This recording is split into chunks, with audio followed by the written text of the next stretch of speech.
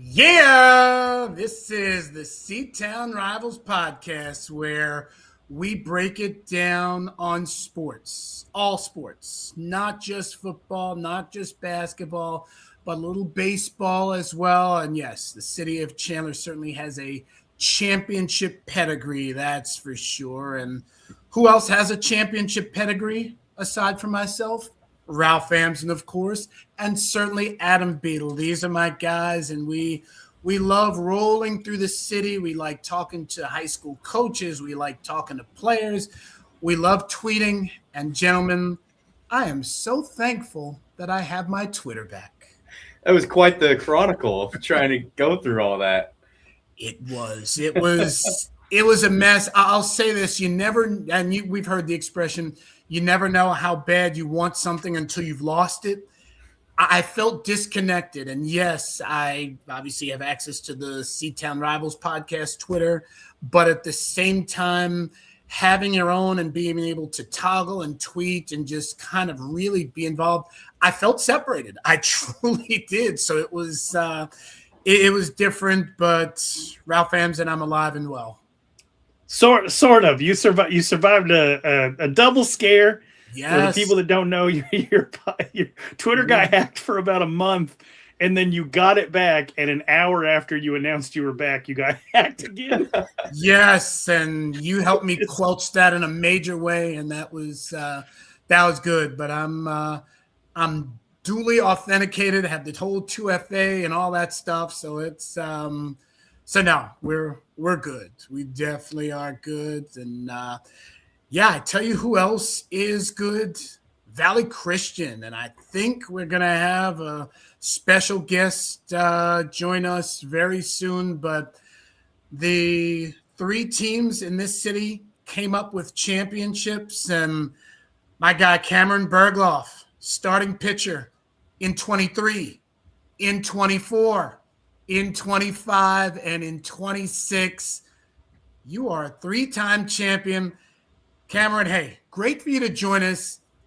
Tell us about your senior trip. That's the first thing. Tell us about that, and then we can roll into baseball. Okay, thank you so much for letting me join this. I'm grateful to be here, but just came back from the senior trip yesterday at like 2 a.m. We went to Universal Studios for the whole day, and we also stayed at some camp. I forgot what it was called, but I stayed there for a night and then drove up to Universal yesterday at like 6:30. That's awesome. I mean, Cameron, I will tell you, it was one of those things where obviously you guys had a strong team this year. There's no doubt about that. We knew that for a very long time. When I saw you get the starting assignment against Kingman in game one of the semifinals, in the back of my head, I'm like, wait, I think something special is going to happen here, because to the best of my knowledge in the state of Arizona, no one has ever done what you've done, and that's be a starting pitcher in 4 straight championship games. Did that dawn on you at any point? Because it's like, I've been calling your name and Brock Jackson for a long time, but tell me about your senior year, and more so taking the bump for the last time ever at Tempe Diablo, or I'll say at least ever as a high school kid. I mean, yeah, this senior year, it's been crazy. It's crazy to think that it's all over now, but honestly, from day one of the beginning of the season, my coach, Vince Legato, was like, if we make it to the championship, you're the only guy on the mound that we want. Well deserved. Yeah. And that was since day one in August. Like, he was saying that I'm the only one that he wants on the mound. And then I was like, yes, sir, I'm ready for it. I love that. And then I'm going to let Ralph and Adam talk in a minute. But the one thing I've noticed, and something throughout the broadcast, and I feel blessed to have called all three of you guys title games, you don't come out. Most pitchers and catchers, when they get on base, all right, hey, it's a typical courtesy runner. But for yourself, when you get that base knock, when you're on second or whatever it may be, you're not leaving. Well, I try to do everything I can to help my team, and honestly, yeah, just doing everything I can to help us have the best possible chance of winning every single game, whether that's through hitting, pitching or base running or playing the field. And the reason why I have to base run, usually I wouldn't, but is a rule, like I have the like Shohei Ohtani rule. I think it's like the pitcher DH. So when I'm out the game pitching, I'm also like the DH at the same time. Interesting. Okay, because when I do look at that lineup card, yes, it does have 1/DH. So that is interesting. I just kind of, and you never want to assume anything, but it's like, oh, all right, hey, he could come out if need be. But no, that's awesome. I did not realize that that's why the Legata has that in the lineup card. That's terrific. Cameron, what's it been like for you to just be able to grow and learn from Coach Legata, and just how special of a relationship that you guys have? I mean, it's been a long relationship, like ever since freshman year. Like I'd say like we were still connected, but we're still learning about each other like through like my pitches and stuff. But ever since then, like every year it's gone better and better and better, with each like him calling pitches and me just trusting every single thing he does and trusting every motive he has for our team. What about the relationship with the rest of the teams at Valley Christian? It seems like it's a very small knit community. Everybody's kind of supporting everybody. Obviously, in your high school career, even though there have been other successful programs that have had really great runs, you have been part of the most successful run of that time. So, just as far as like football athletes, basketball athletes, how much are you seeing support from the other teams throughout the baseball season? I'm seeing support from like a lot of teams, especially my one friend Colby Jessup, or the 3A basketball for our team. He's our star player. And also like throughout this whole year, honestly, like this year, like we were going into the year as like we're not as good as the previous years, but I think this year we built like the most chemistry I've ever seen, and this was honestly my favorite year of playing baseball. And like just everything we did stuck together, and I think at the end of the day, like this was the best team in the past 3 years that we have assembled. I'm guessing the 3 games that you guys played in Houston helped you during this run. It's always good to kind of get out of state and see different types of competition. You guys hitting the road helped you it boosted that camaraderie for you guys, I'm guessing. Yeah, that helped a lot. Like every single night we had devotions where we got to know like every single one of each other's like problems and like how we can help each other like get through these like struggles. And that's really what built everything. I mean, we also like throughout Houston, we're like hanging out with each other all the time, playing basketball together and like hitting in the cage every single day. And then the games, like even though we went 0-3, I felt like those were some of the best games we played all year because we fought to the very end and had energy throughout the whole dugout. The last 3 years, you guys have knocked off the same team, Yuma Catholic. It's a strong baseball team, much like you guys as well. Tell me about facing that leadoff hitter, Eric Topeta. You faced him many, many times over the course of you guys' year. What type of hitter was he like, and how did you have to I'm not going to say you had to alter your pitching style at all, but he's certainly a dangerous guy. You've seen that. Yeah, I'll give Eric Topete props. He is a really good baseball player. Like I remember him even in the field. I was hitting balls hard straight to him, and he's diving and catching everything. And even on the mound, like facing him, it's always a tough battle. And going through every single battle, it's like sometimes like I don't even know what to throw him. I mean, like fastballs, he hits them pretty hard. Sometimes gets a lot of base hits, and then I don't like when he's on the bases either. Because he always steals. And I mean, like this year we went with the approach of giving him off speeds first pitch, and I think just jamming him inside and fastballs. And yeah, I think that's like the best thing we could do. I mean, yeah, he's very good. How comfortable are you with your name being a curse word in the city of Yuma for the rest of eternity? I mean, I haven't really thought of that, but well, they're thinking about it. You can bet they're thinking about it. I mean, for me, I guess it feels good. Like, feels great. Like providing that legacy for my school and for my coaches. Brock Jackson is sorry, Rob. Brock Jackson is another guy who I've seen him grow. You guys are graduating together. Tell me about your relationship with him, and then also he's kind of like you guys, Eric Topete, in a sense of leadoff hitter, steals bases, great defensively. Just tell me about your fellow classmate. I mean, ever since freshman year, I knew Brock always had it in him, like to be our leadoff hitter and to be that starting center fielder. I mean, you can see like just how he played in the state championship. It's very hard out, and he'll also steal bases, and he'll also make diving plays in center field, as you saw in that game. And so I do have a question I got a question for Brett that does apply to you, Cameron.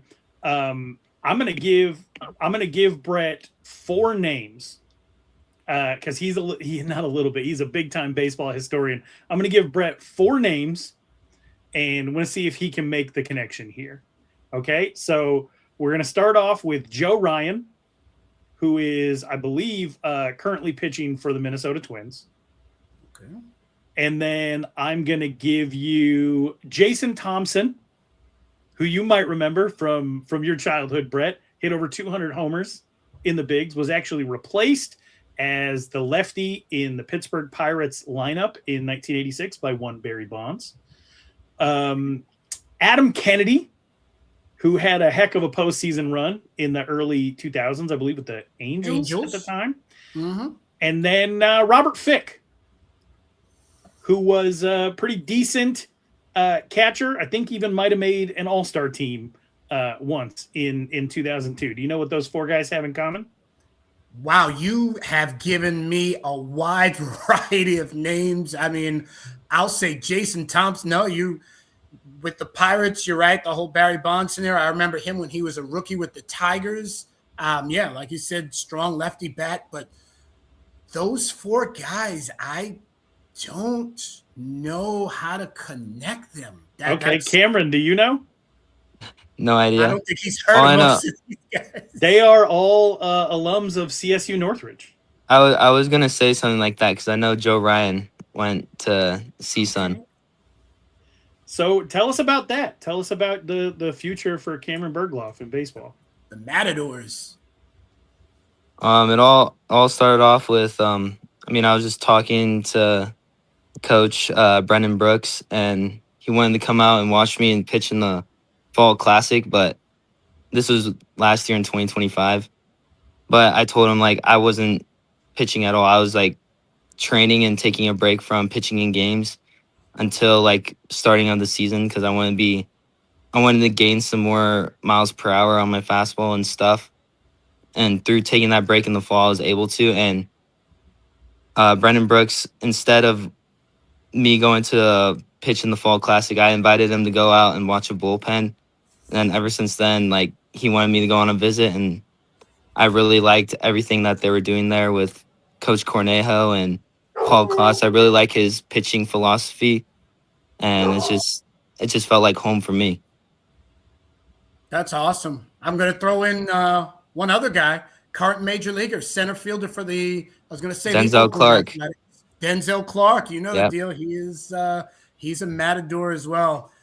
Cameron, thank you so much for taking the time with us. I mean, fresh off a well-deserved senior trip, fresh off of a 3rd consecutive championship. I mean, you truly embody everything that Valley Christian does. I mean, a great athlete, great student, small community, great words for your teammates. I mean, what you have done is terrific. We truly believe the best is yet to come. Adam, Ralph, any closing thoughts before we let Cameron embark on his on the rest of his day? No, man, we just we appreciate you being here. Something that you'll never hear in the city of Yuma ever again. Yes, indeed. You truly have dominated. Cameron, thank you so much. Have a great day, and we will be talking to you down the road. Thanks. Yeah, thank you so much for having me on here. Absolutely. That is Cameron Bergloff. He was the winning pitcher in the 6-5 win over Yuma Catholic, and he has won 3 consecutive state championship games and started 4 of them. Guys, that's just crazy, Ralph. Props to you for digging that up, because it's like, okay, it's like Jason Thompson was kind of a Yankee killer with that lefty bat. And then, yes, he did go to the Tigers, but I didn't realize they had all played at CSUN. Okay. Good stuff. Yeah, it's not a bad school to go to No, if you're trying to get some attention, trying to get to that next level. I'm really excited to watch Cameron's journey in college, and we'll be following along through the Seatown Rivals podcast. Absolutely, and Valley Christian's not the only high school baseball champion that we cover. The ACP Knights, they take home their first ever baseball championship. Ashton Sanchez, he's a multi-sport athlete. I believe he had a homer in Tuesday's game. I mean, what can we say about the rise of ACP? I mean, we've talked so much about football, and obviously Sanchez was a big part of that, Adam. But at the same time, to see his accolades on the baseball field and help elevate that school in so many ways, that's big. Yeah, it's really cool to see him do well, and it's also been really cool just to see how fast ACP has grown, like you mentioned. And I think in order to give ACP credit for this state championship, you also have to give credit to all the kids that have came through that program already and have helped get it to the place where it's gotten to be. And Coach Pollock has done an absolutely phenomenal job leading that program and just mentoring those young guys. And it's been really impressive to see them grow, and for them to get to this point was super cool as well. And I also saw a picture and was talking to Coach Chris McDonald about it over at Basha. Him and Coach Pollock go way back. They were together at Maricopa High School when they were first starting out. And so Coach McDonald actually went straight from Jake Hildebrand's commitment to go watch Coach Pollock and ACP at the state championship. So it's just cool to see that relationship, and those two guys who are both in the city of Chandler supporting each other. And again, just a huge congrats to ACP for getting the job done, and Ashton Sanchez as well, I think, is another kid we'll be talking about and watching his college journey on this podcast for years to come. Ralph, so cool to see all of this happen. When we started this podcast, there was no ACP. I think you're. This is true. No, I this is so true. To watch them get the number 1 seed in softball and play in back-to-back football championships at the 5A level, win a baseball championship. They are for real. Again, they used to meet in an elementary school behind Flordino's.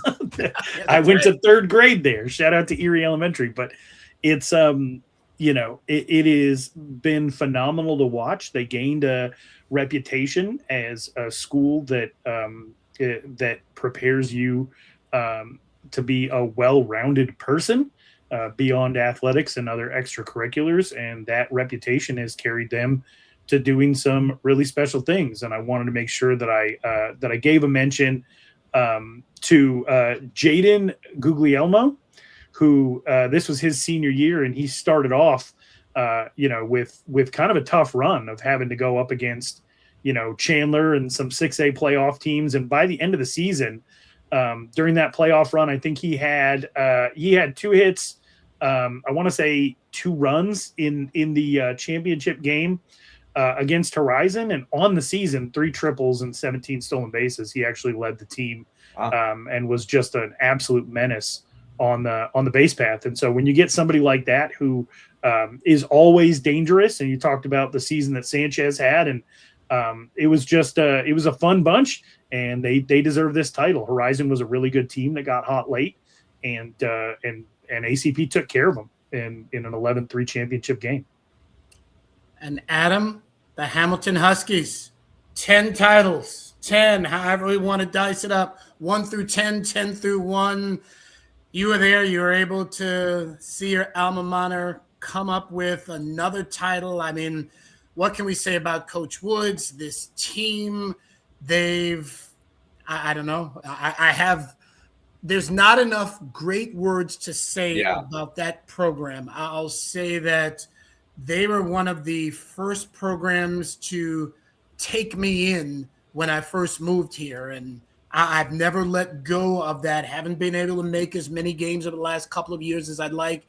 but I was able to text, and I think we probably all have texted Coach Woods recently, and he appreciates everything we do, and we appreciate him winning and developing guys that truly go to the highest level, Adam.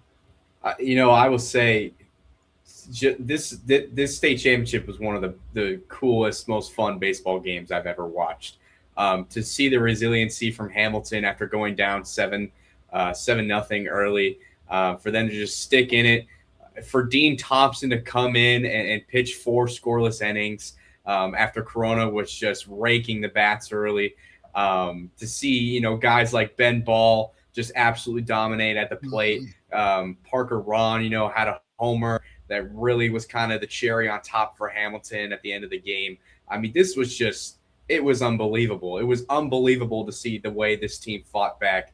They were going around after, calling themselves the cardiac Huskies, the heart attack Huskies, because this is just the way it's been for Hamilton all season. They started out a little bit rough, and they've had so many of these games where they've just been in it. They haven't quite gotten it done, or they were, down early, came back, won it. It has just been that kind of year for Hamilton. But, what more can you expect from a Coach Woods team? Just to see the way they fight, they never gave up. This was truly a special game to watch. Coach Woods getting it done again. I mean, are we surprised that the Huskies were able to come back and pull it out? It was super cool to see, and a huge congrats to that Hamilton Huskies team. 10 titles, Ralph. That's so impressive. It's unbelievable. I mean, Hamilton is not a football school. It's not. It's a baseball school. And then if you want to make an argument, volleyball and football want to fist fight it out, cool. But like this is title town, C-town baseball school.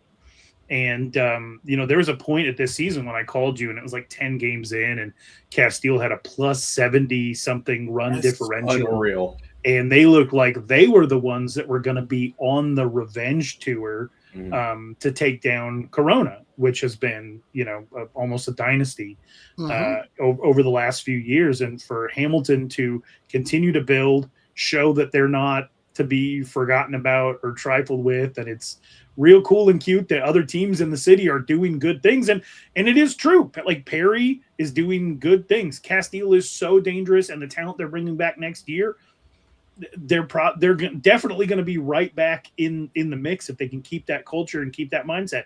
Basha was good at times. ACP has a title, but and Chandler made the playoffs. And at the end of the day, when the dust settles, it's the Hamilton Huskies again, because they have developed that culture. There just aren't things that can happen in games that they wouldn't be prepared for.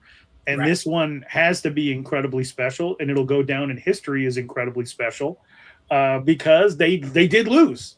They did lose in the playoffs, and they were down big in the championship game against the defending champion. And they deserve a ton of credit. Mike Woods, probably the best to ever do it. And it's been an absolute privilege to be able to watch them. It's really cool that Adam got to see it in person.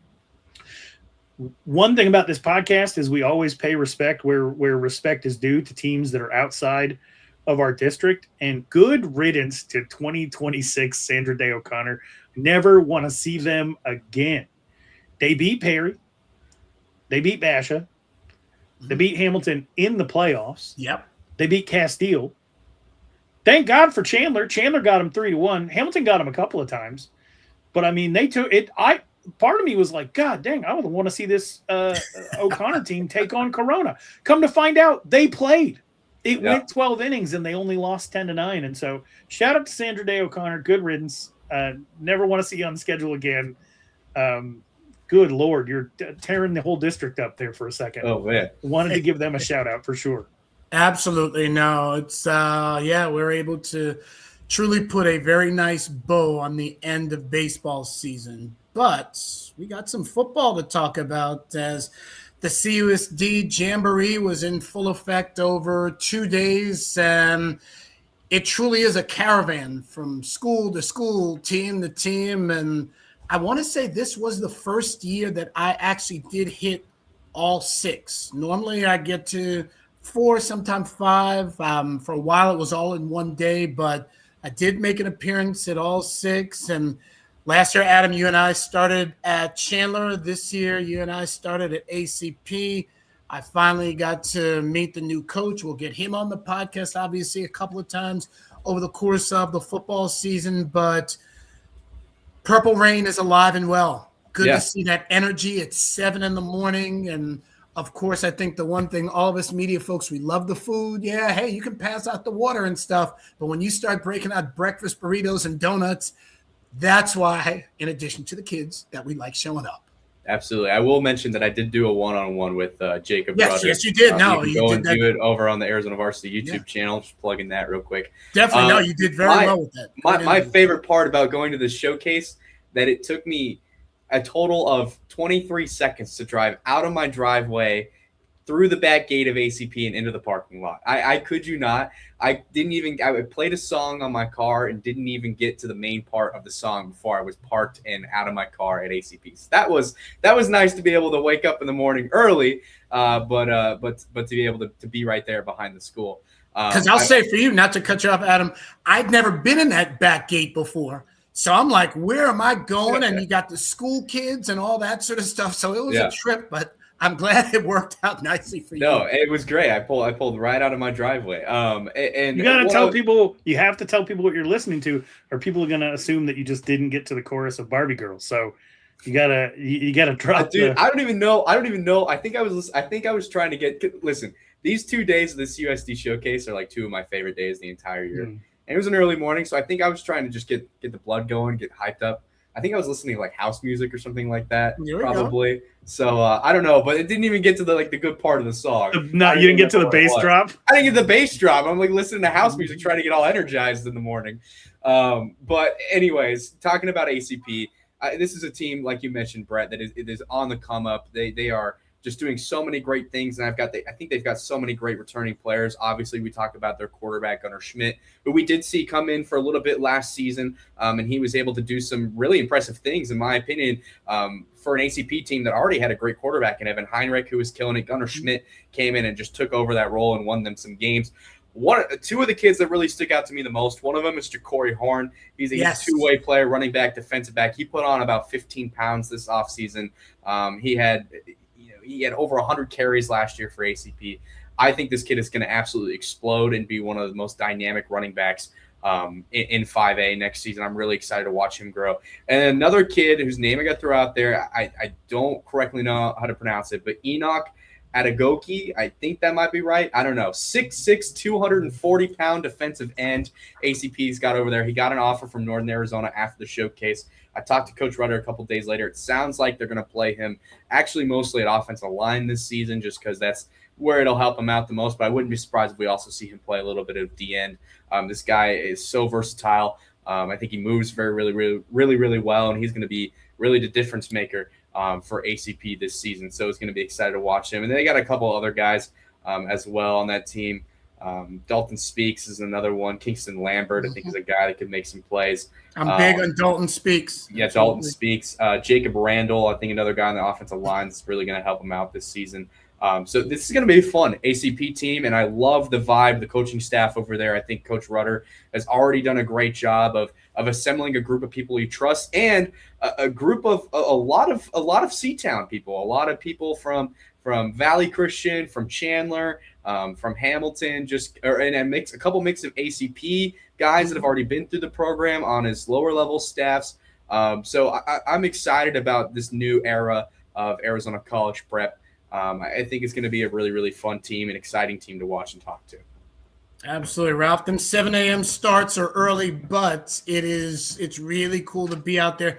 Adam, before we jump into the next school, which will be the Hamilton Huskies, does it seem over the course of the 2 days that we're seeing more college scouts and recruiters than ever before? Certainly more than last year. Absolutely. I think that comes with just how loaded this 2027 class is. I think this is probably one of the deepest 2027 classes it's not 27, one of the deepest classes we've ever had, period, in the state of Arizona, just in terms of pure talent. And so I think college coaches are starting to recognize and acknowledge, how deep the state of Arizona is, and really just kind of how underrated it is. and they can come in and get a lot of talented players that are really going to help out their rosters. So yes, it has been super cool to see more college coaches come out. It's been super cool to meet and talk to a bunch of different college coaches from all over the country who come in and these college coaches, they come in and they stay the whole week. They're going all these showcases too, and they're making a trip out of this. So it's really cool to see the investment in the future of Arizona high school football players. Absolutely. And then we made the move over to Hamilton, your alma mater. Yeah, they're loaded. They're loaded. I mean, it's I'll say this, Ralph. It was so hot out there that day. Not only were they giving us water, but they were taking back the empties. So we were polishing off. They credit to the Hamilton boosters. They were making sure that we were not going to be dehydrated. They were walking around, handing out water bottles to us, the college coaches. They were not messing around about the heat. And the heat was no joke. It was bad. And once we got to Chandler, it was really, really bad. That turf, the way that the sun was, oh my goodness, it was terrible. I was at Hamilton's practice probably 3 or 4 days before that, and it was 75 degrees, cloud covered. Went out there watching Roy Oliver run track. It was insane. I sat in the stands and didn't even need a beverage. I was out in the stands for like 2 hours. I feel bad that the heat got turned up on you guys, but that's one of the reasons I hate that they changed over. I get it, but I hate that, at CUSD had these beautiful grass fields, and now, man, practice is going to be hell. Yeah. You thought Chandler teams were tough to get through before. Now they're out there practicing on the same surfaces that Pinnacle and Chaparral and all these teams have had for years, and I think it's only going to make them stronger if it doesn't knock them out completely. Right. It definitely was. It was tough. Then the next day, heading over to Castile High School and Joe Bushman getting it done. And it was one of those things he was like, yeah, hey, there's a lot more, kind of what you and I talked about, Adam. There's a lot more people out here than, part of it, you're the 6A champion. So folks are going to come see you, understand that, Coach. So it was good. It was definitely good to just get back out there and get into the rhythm and kind of really reconnect. I think for me, that's a big part of it, just kind of keeping that pulse on what's going on. And between Castile, Basha, and obviously Perry, and we know that Basha is loaded. I mean, it's fair to say that the three of us could run behind any of those offensive linemen and feel comfortable. And for you two guys, you can talk about the newest ASU signee. Yeah, I do want to go back to Hamilton, though, and talk about a couple of the players in that team. I think there's a couple of guys that are going to surprise a lot of people this season. Tavita Anatoni is one of them. He's a 2027 offensive lineman. He's really a huge underrated part of Hamilton's success in the O-line the last couple of years. I think he's going to have a huge role this year. Obviously, we know Roy Oliver reclassifying. I guess we really haven't had a podcast since that news has come out. So that'll be a strong factor for Hamilton and their success. And I'm sure he's going to, wanting to win a championship more than ever now that he's got one more year instead of two. Christian Riley is another wide receiver I think deserves some love. He's kind of that guy that is just always there, always making plays for Hamilton, even though he's not always getting the same college attention that all the other guys are. But I think he does a lot for that team, and it doesn't go unnoticed. Obviously, they have two really talented guys on defense in Keaton Fields and Casey Allen. Casey Allen's my guy. I can't say good enough things about both of those guys. They're super talented. And both have very bright futures ahead of them. Jackson Scully still working his way back from that ACL injury against Chandler. He took a mix of some, light 11-on-11 reps. It was nothing, on the ground. They weren't live. It was just kind of going through, passing and doing some stuff. Nobody was getting near him. But I also do want to shout out Jacob DeSanti, Jack Scully's backup quarterback.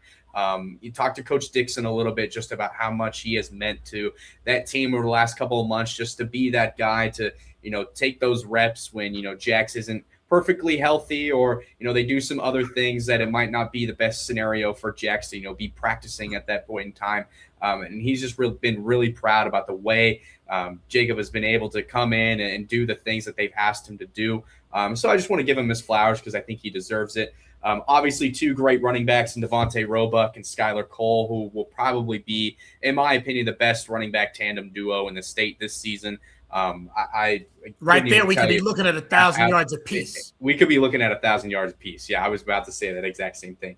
And then another kid I do want to throw out there. He just got his first Division I offer from Missouri. He's a 2029 defensive back, Preston DeGraffenreid. I mean, this kid has an extremely bright future. I think he has a really high upside. Your first offer is Missouri. I can only imagine the kind of offers that come in once you get a full season of varsity film. I think this is a guy that college coaches should have their eyes on. He is the cousin of Grant DeGraffenreid. Correct. From a few years ago. Yes. So that family pipeline in Hamilton, we've kind of talked about it. It's been a couple different guys. So he's going to be fun to watch. And I mean, this Hamilton team, like you said, that there's no shortage of talent. I think they're going to be right back up there competing for a state championship again this season. And they're going to be really exciting to watch, especially that ground game. It's going to be fun. I'm not ready to talk about Basha either. I want to talk about Castile just because they have a camp coming up. June 1st to June 5th is for 3rd through 8th graders. And I wonder what having that championship hardware does for you in a situation like that. Like, what is the buzz going to be around this program? They just had your boy Craig Luschner named AD of the year. Premier region. They got a couple of standout 2029s, like freshmen coming up through the ranks, and Riker Scott, and they are they're an exciting bunch. Cam Cohen is in that group. It's we at this time last year we were talking about Castile being 2 to 3 years out, and now 1 year later we're talking about them being a defending champion.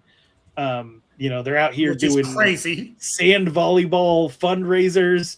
The program is in a position where it's. I'm just curious as to what it did to your expectations. It definitely, I would say, improved expectations. I think is the right word to go, because I think you look at Castile, you look at the success they had last year. I'm looking at Castile and I was like, hey, how do they improve on that? I think. No doubt, they struggle. You can't. On a literal level, you can't. I'm sure there's a million things you can do. Besides win more games in the regular season, yeah, you really can. And if we think about it, it had Castile had T. Smith the first 5 games of the season. Who knows what that year would have been like? Because for T. Smith to come in that second half of the season and put up the numbers that he put up was absolutely ridiculous.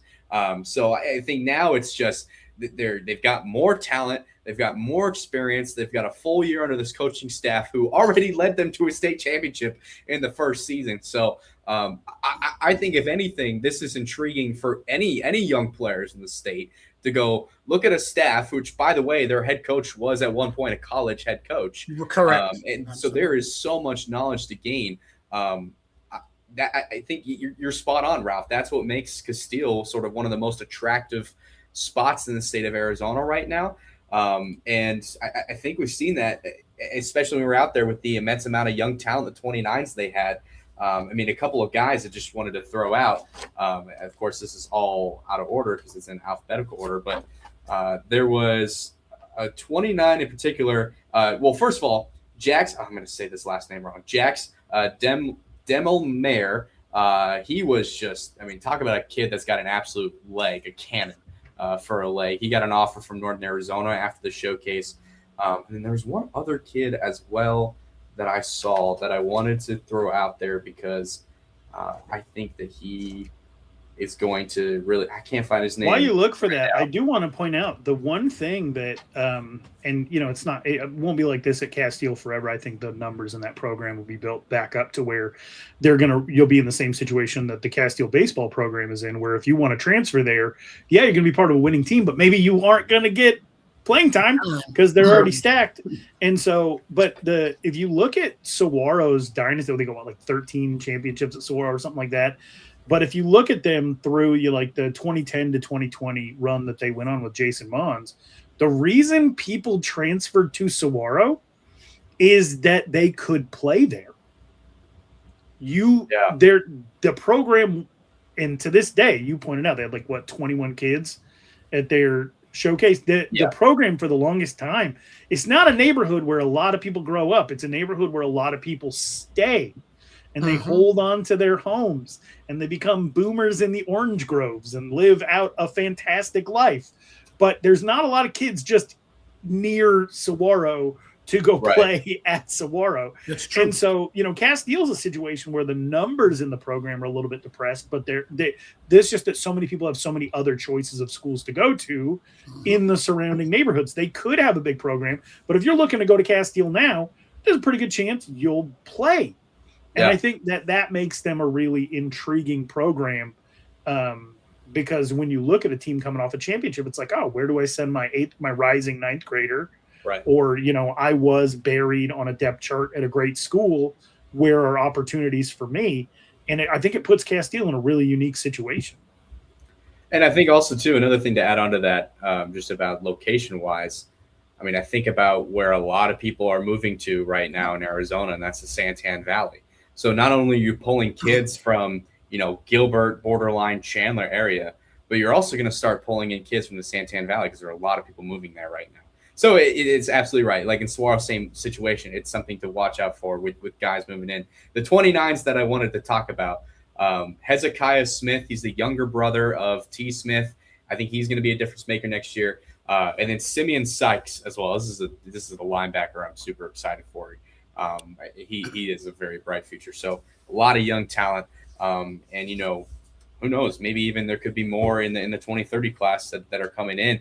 I mean, we got to remember Castile should have had a quarterback on its roster during the summer who ended up transferring and having a heck of a year in Texas, who was a freshman. And so, kind of honestly, sky's the limit for Castile. And I'm intrigued to see in what ways, even though it doesn't feel like you can really improve, how they do improve in 2026.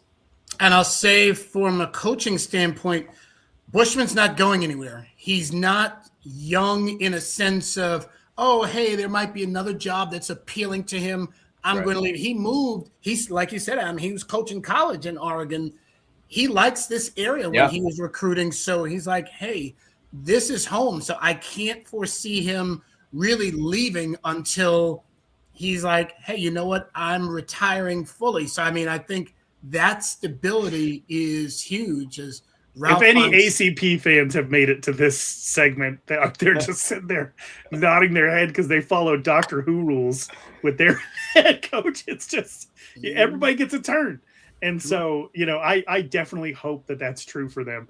I'm just thinking of some of our loyal ACP viewers who are watching Brett talk, and all of a sudden the smile's just fading. And then does he like the area?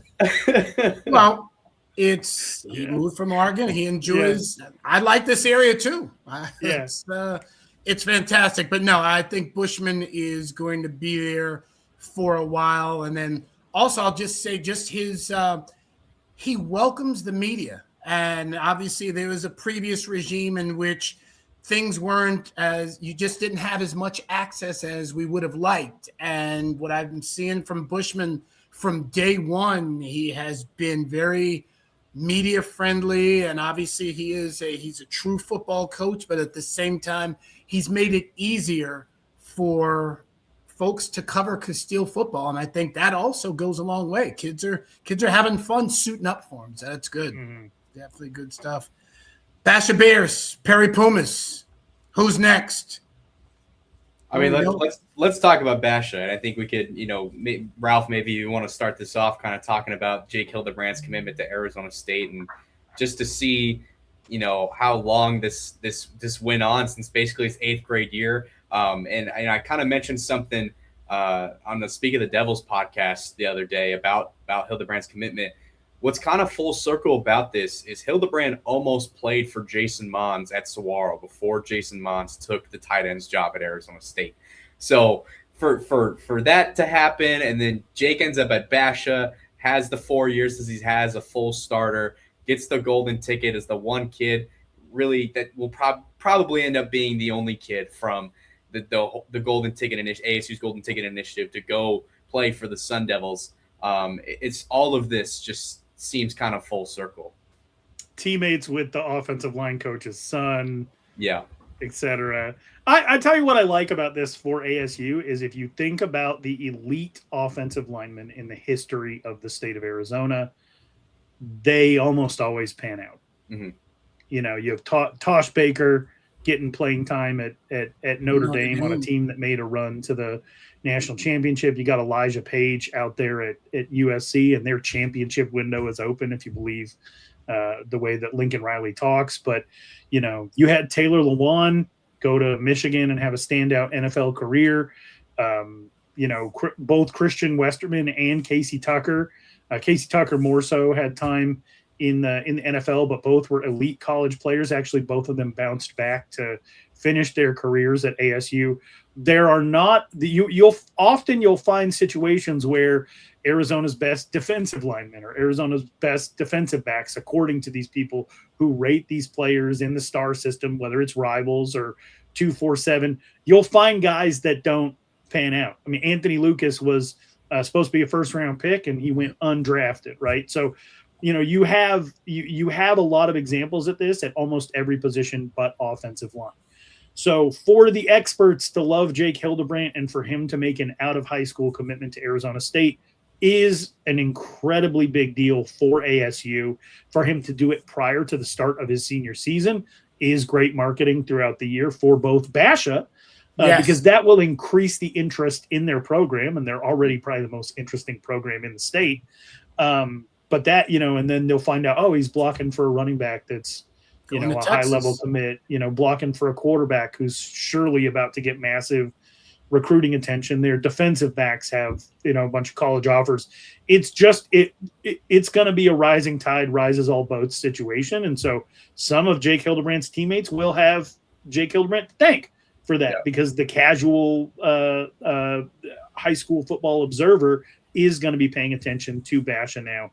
And I think that that's a really great thing for the program. I think it's a great thing for ASU, and I think it's a great thing for all those kids and ultimately the opponents that they play. You want to get recruited, go have a good game against Jake Hildebrandt. That's kind of the key right now. And I think that's a good point you brought that up, because Basha has not one Division I offensive lineman in Jake Hildebrandt, not two, not three, but four Division I offensive linemen. Four offensive linemen who have offers from a Division I school. So when you have that, you have a running back who is going to play for Texas. You have a wide receiver in Jaden Baldwin who will probably be committing soon to a Division I school. You have a Division I quarterback in Jake Rogers, and then you have a bunch of other people on offense to supplement them, as well as multiple Division I players on defense, including probably one of the best filled out defensive lines I have ever seen in Landon Wade, TK Cunningham, and Tony Tahi, and a couple other guys that are just going to be huge for Basha next season. I mean, I think we can make a whole podcast episode itself just talking about each player on Basha's roster and how good they could potentially be next season. The O-line gold standard for me, and we've talked about it on this show a lot, Brett, 2011 Hamilton sent all 5 kids D1, 2 to University of San Diego. You had Johnny Archuleta go to Fresno State, and then his college career didn't necessarily pan out. But you had Tyler Johnstone, who helped Oregon become Oregon. Yes, he did. And then you had Christian Westerman, who was a 5-star Auburn recruit who came back to ASU and helped them have a couple of really fun years with Kalen Balaj and DJ Foster and Demario Richard running behind him. So, you know, that to me, the gold standard of offensive line play in the history of Arizona high school football is Hamilton 2011. And Basha has a shot. We'll see what they are able to accomplish this year.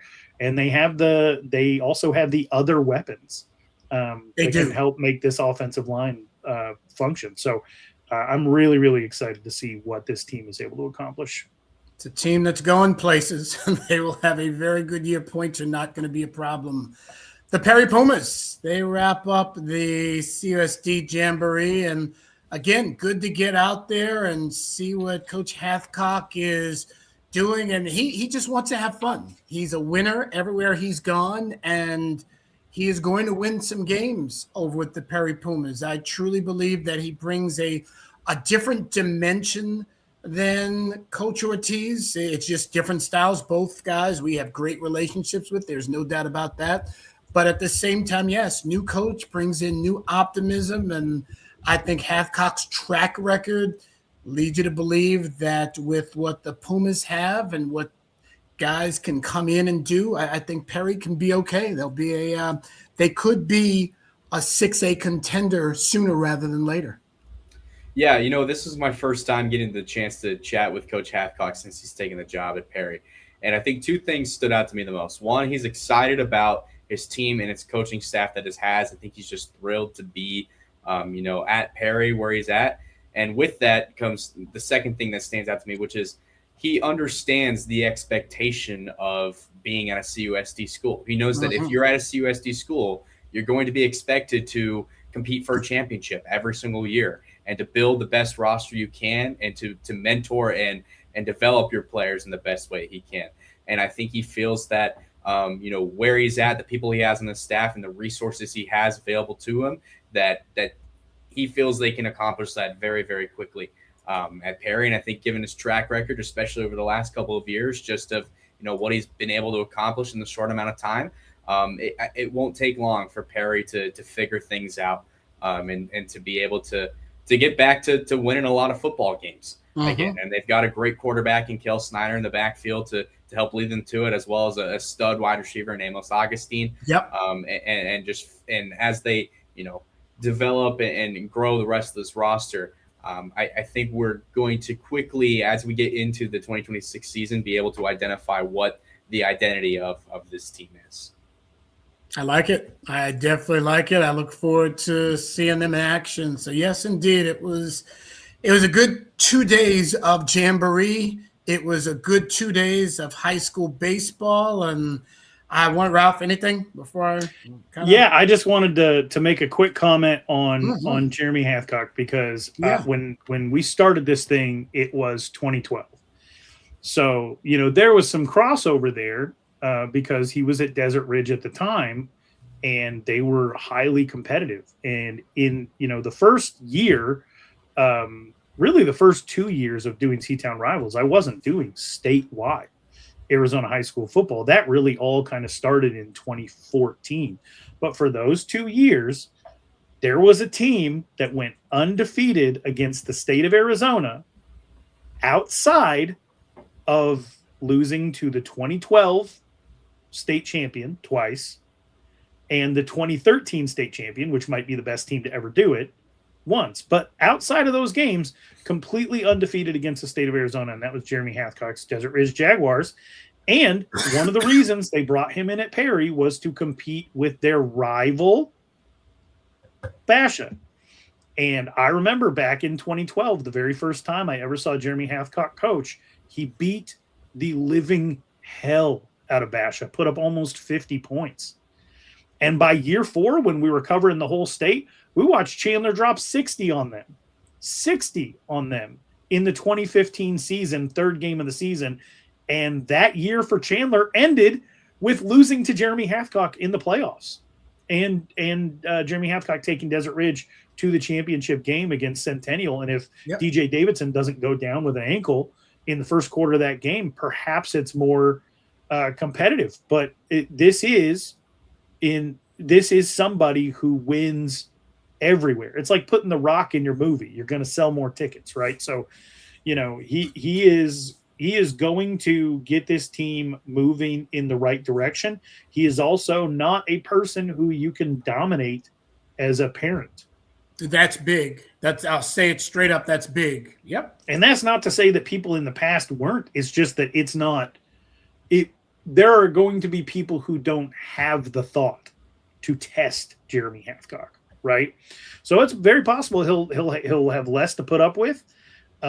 I am still a huge Joe Ortiz fan. I'm rooting for him and his success. I saw him at I went out to Millennium Canyon View Showcase, which, by the way, is probably the one showcase I went out to the whole 2 weeks at night where I was like, it's kind of chilly. I think I might need a jacket. Wow. I can't believe I had bet you that got thought. through more than 23 seconds of a song going out there. Oh, I got through probably 23 songs going. I was going out to say there. you could watch a movie. Yeah, I probably could have. But I'm super happy for him to see him out there. He's coaching with his nephew out there in Millennium, and he could not be more excited about that. So wishing Coach Ortiz all the best of luck. And it was great to talk to him and catch up with him a little bit. And just it seems like he's enjoying himself out there, which is great. And I was kind of hoping Brett could close us out with a welcome back to Coach Z. Oh, Derek Zellner.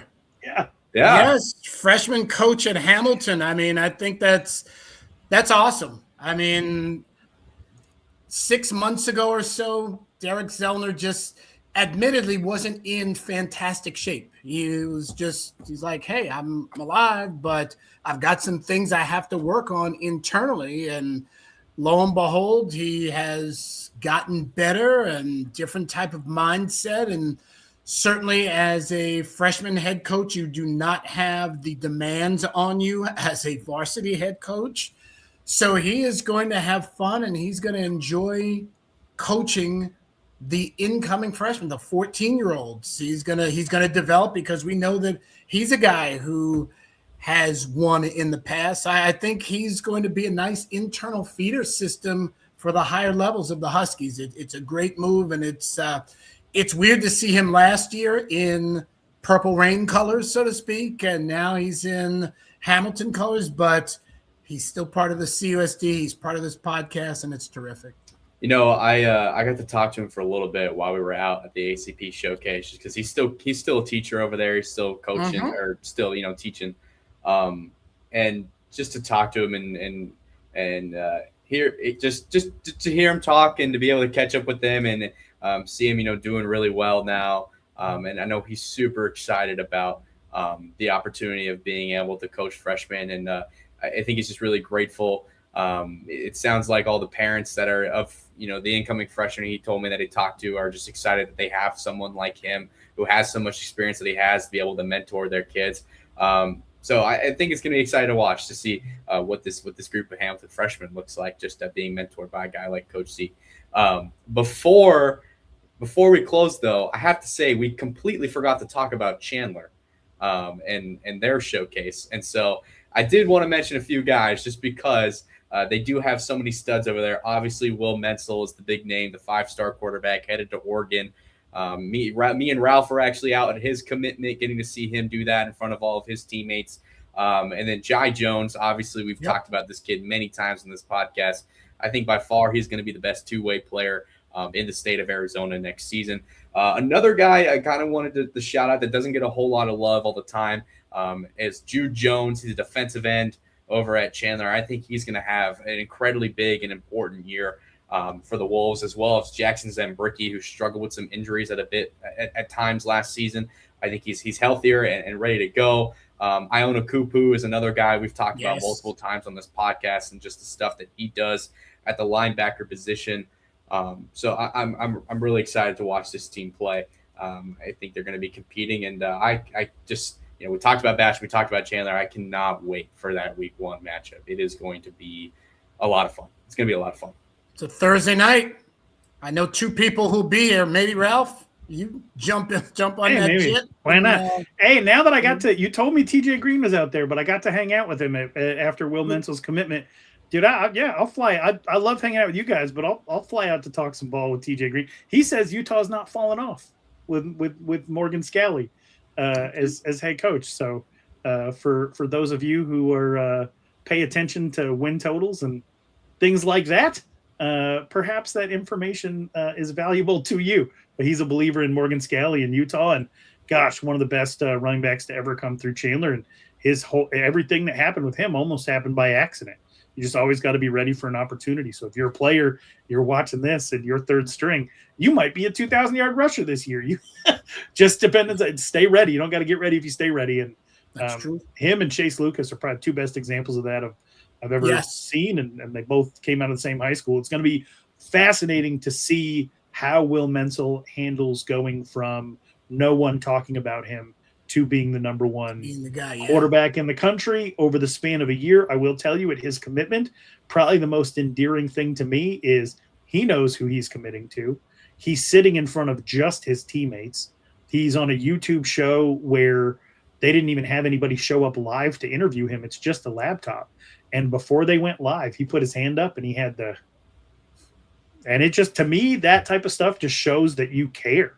Yes. You know, right. that this is more than just cash a check to go be a freshman at a CFP contending school. This matters a lot to him, and making the right choice and representing his team in school matter a lot to him. And he did an incredible job of that on the field. From everything I've heard, he does a fantastic job of it off the field. Got to meet his parents, got to meet his grandparents, and could not be rooting for him more than I am now to live up to the hype, because sometimes that just gets put on you whether you deserve it or not. And to be very frank, and we have been on this show before, Dylan Raiola was not. And he wasn't even ever going to have the opportunity. He wasn't a great high school football player in general. He wasn't ever going to have the opportunity to live up to the best high school football player in the country, which was put on him for how he looked in shorts and a t-shirt at a camp. Will Menzel balls out every single time he takes. Well, let's just call a spade a spade. Dylan Raiola was not respected on that team the same way that Will Menzel is. Will Menzel.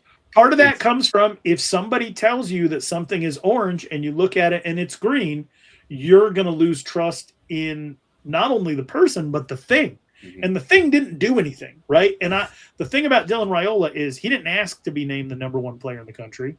And nobody came and asked us when we were affiliated with Rivals if that was a good idea. In fact, we reached out to Rivals. We reached out to 247 and said, well, you can't do this.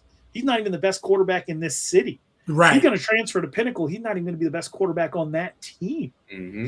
And so, and again, has all the tools to maybe eventually get there. And those projections are about being an NFL first-round pick someday, and he might still achieve that.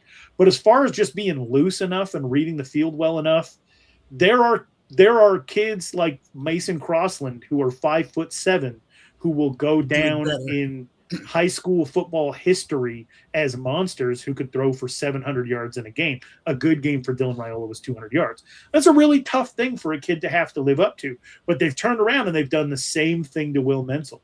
We're not affiliated with these ratings companies anymore, and I don't love it when you put a 5-star on a guy like Anthony Lucas, you put a 5-star on a guy like Dylan Raiola, who haven't actually shown it against other high school football players. Will Menzel has.